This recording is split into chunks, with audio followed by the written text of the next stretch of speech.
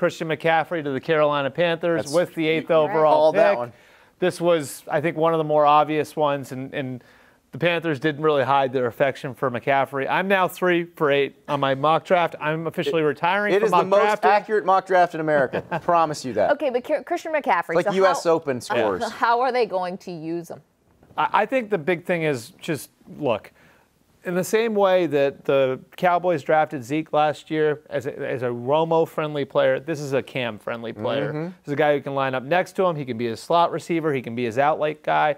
Look at that. Easy completion, right? Easy completion. Here's the thing I love about this. The Panthers are so good at using their tight end, and now you have a slot receiver / running. And that's how I always looked at McCaffrey. I don't look at him as a running back. I look at him as a slot receiver who can also take handoffs and run the ball between the tackles effectively. Right. And what a weapon that is when you're a team that already is good at creating an open guy seam down the middle. Now you run McCaffrey underneath, and he catches the ball with 3 or 4 yards of grass around him. That's going to be really interesting. Cam Newton's going to have some fun with that. And the interesting thing about it is, to me, this is one of the more complex running games in the NFL.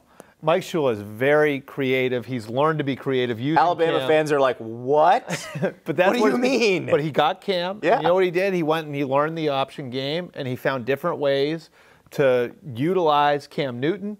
And now Christian McCaffrey benefits from that. You're going to be able – he's going to find ways to get Christian McCaffrey in space, and you get Christian McCaffrey in space, and look out. You got something going. Let's head over to Pro Football Focus. You guys have a film breakdown of Christian McCaffrey. What does that look like? Yeah, let's take a look at Christian McCaffrey in space. I'm right with Andy. He's a wide receiver / running back. He would have been a second-round wide receiver on our board if that was his main position, but he's also an outstanding running back, so we love the versatility. Here's a look at him at Stanford, just catching the ball out of the backfield. So you can line him up all over the place. He's working out of the backfield right here, and it's just a simple underneath route.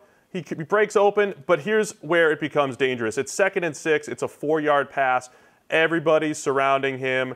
You know this play should not be going anywhere, but that's my beautiful circle right there. But you know Christian McCaffrey's got the ball.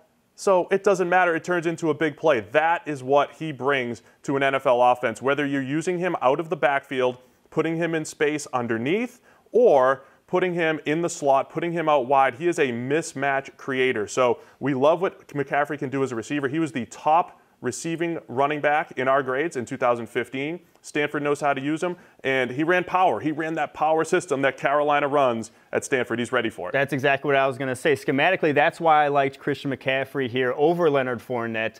Comes from almost the exact same running system, and where his power, the reads are going to be the same. We've seen him run it effectively, and Mike Shula, I'll say it again, one of the more underrated schemers in the NFL right now. He's going to be utilized correctly. Love the pick for Carolina.